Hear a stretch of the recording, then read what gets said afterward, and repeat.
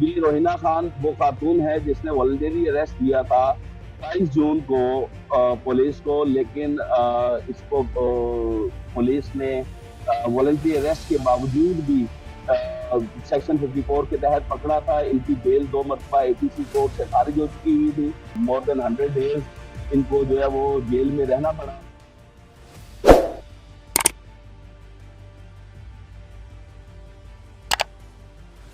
آج high court سے پہلی ایک اچھی خبر 6 ماہ بعد PTI ورکرز کے لیے کہ آج ہماری ایک لیڈی ورکر روہینہ خان کی ضمانت جو ہے وہ منظور ہو چکی ہوئی ہے، اور انشاءاللہ جلد وہ اپنے گھر پہ بھی ہوں گے۔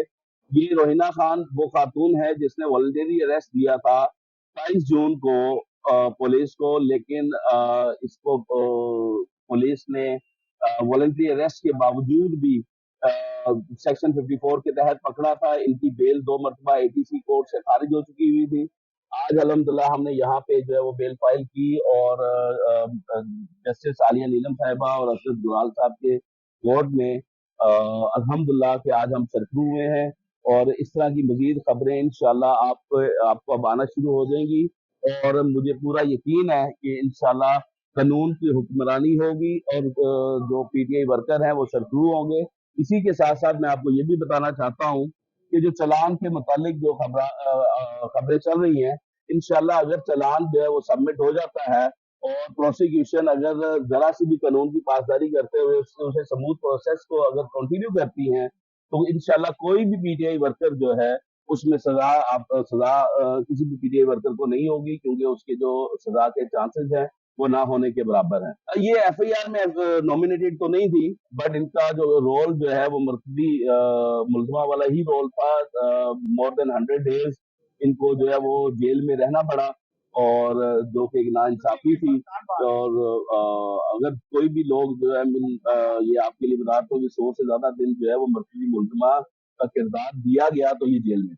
دیکھیں جی، بات یہ ہے کہ بہت صرف 4-5 لوگ جو مین لیڈرشپ ہے، اس کے علاوہ کسی کو بھی مرکزی کردار FIR میں نومینیٹڈ نہیں کیا گیا۔ سب کو تتیمہ بیان میں یا تھرو جو ہے وہ ID پیڈ جو ہے وہ نامزد کیا گیا۔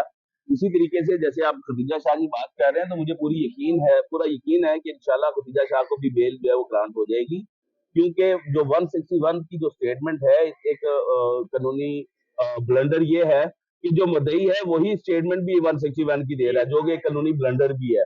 تو اسے ہم نے آج ایڈریس بھی کیا کورٹ میں۔ انشاءاللہ مجھے امید ہے کہ خدیجہ شاہ سمیت من سنم جاوید یا جتنی بھی ہمارے ورکرز جو لیڈی ورکر یا میل ورکر جو اندر ہیں، انشاءاللہ اب ان قریب جو ہے وہ رہا ہونا شروع ہو جائیں گے، ان کی ضمانتیں منظور ہونا شروع ہو جائیں گی۔ الحمدللہ، یہ میں تو کریڈٹ دیتا ہوں الوی صاحب کو بھی، انصاف لائرز فورم کے بکلا کو، جو ڈے فرسٹ سے الحمدللہ کام کر رہے ہیں لیڈی ورکرز کے لیے بھی اور اپنے ورکرز کے لیے بھی۔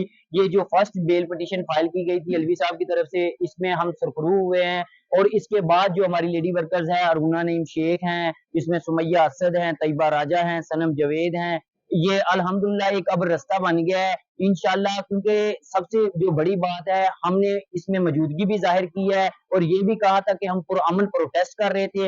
اس کے باوجود پروسیکیوشن نے بھی کا بھی یہی الزام تھا، یہ ادھر موقع پہ موجود تھے اور پروٹیسٹ کر رہے تھے۔ تو جج صاحب کی طرف سے یہ کہا گیا کہ پروٹیسٹ کرنا کوئی جرم نہیں ہے، اگر آپ کی موجودگی ادھر تھی، آپ مان بھی رہے ہیں، تو آپ کو یہ بیل الاؤ کی جاتی ہے۔